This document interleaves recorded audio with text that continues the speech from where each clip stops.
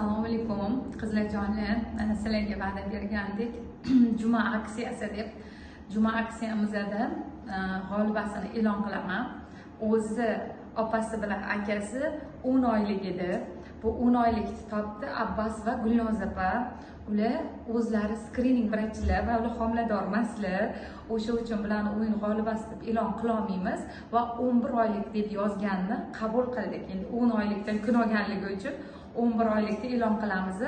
Mannopovna 770 anaqasi ostida Kalikova Aziza degan qizimiz ekan. 11 oylik deb yozganlar.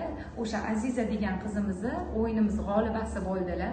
Qachon xohlasalar bemalol kelib, skrining bo'lsa skrining, doppler bo'lsa, agar bola chiroyli yotgan bo'lsa 3D doppler qilib rasmlarni chiqarib beramiz. O'yinlarimizni kuzatib boringlar va g'oliblarga aylaninglar. Sizlarni yaxshi ko'raman.